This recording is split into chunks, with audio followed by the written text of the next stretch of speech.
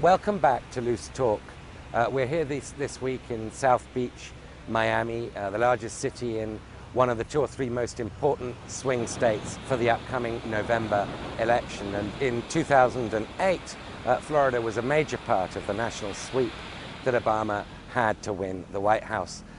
Then the focus was very much on whether Senator Obama could get the elderly Jewish vote that's so heavily concentrated around Miami. But in 2012, the real focus is on the Hispanic vote, not just here in Florida, but in other critical swing states like Virginia and Colorado. Earlier this month, President Obama made his very aggressive gambit for the Hispanic vote by issuing a waiver, essentially, on illegal Hispanics in America under the age of 30 from deportation.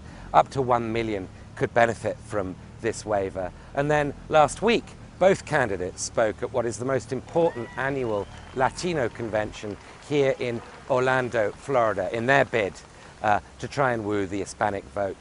The question is, what vision are we going to stand up for? Who are we going to fight for?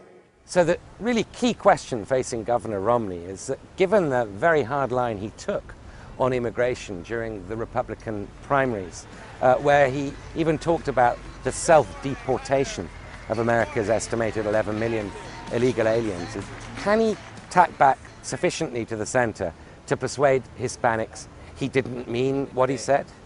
Y él tiene la experiencia como gobernador But de of course, the Massachusetts. Hispanic American vote is far from being monolithic, not just nationally or even statewide in Florida, but here in Miami, there are very different Hispanic communities.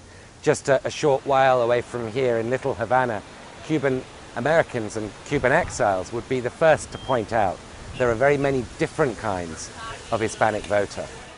See, just because we speak the language doesn't necessarily mean that we all have the same goals or following the same aims. Not necessarily.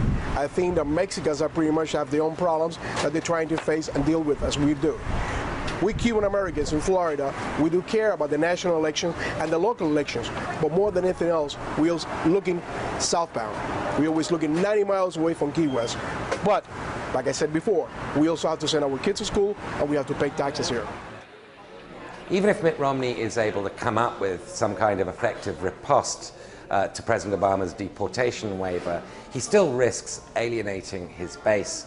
We're here at the Globe restaurant in downtown Coral Gables, where the Young Republicans, the Miami Young Republicans, hold their monthly meeting in a back room. And here's what some of them had to say about the issue.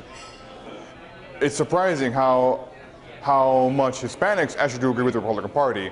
But in order to really tap into that new resource for votes, Mitt Romney really needs to hammer the fact that the Republican Party really mirrors the views of most Hispanics when it comes to social issues.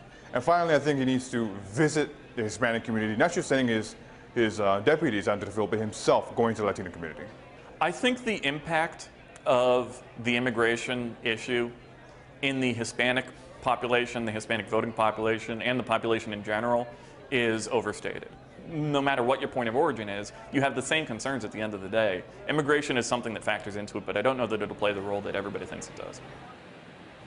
While Mitt Romney faces that classic dilemma of keeping the base infused while simultaneously appealing to the floating voter, Barack Obama's goal is more straightforward, namely to infuse the base constituencies that helped deliver him to power in 2008, among whom, of course, the gay community, young college-educated Americans, and Hispanic voters are critical. And so tonight, in a very typical cool Obama event, the president's going to be hosting the famous Latino singer Marc Anthony here at this classic Art Deco theater behind me. I think, it's going to make a huge impact in the Hispanic vote because, there's tons of people that came here as children and were raised here, educated here, and want to continue their education and contribute to this country too.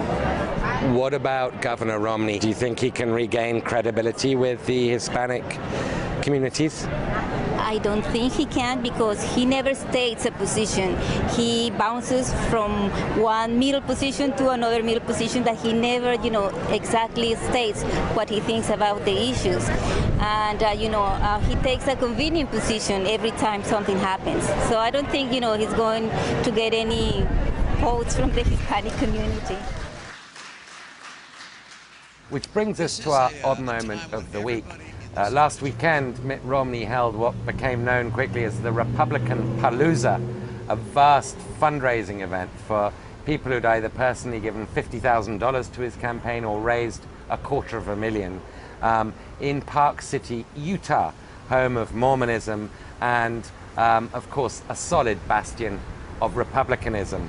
Now, interestingly enough, just before the event, which was considered one of the most exclusive fundraising events in the history of presidential fundraising, Newt Gingrich, Mitt Romney's one-time rival for the Republican nomination, was asked why Romney got it and he didn't. And he said, Romney had 16 billionaires, I only had one.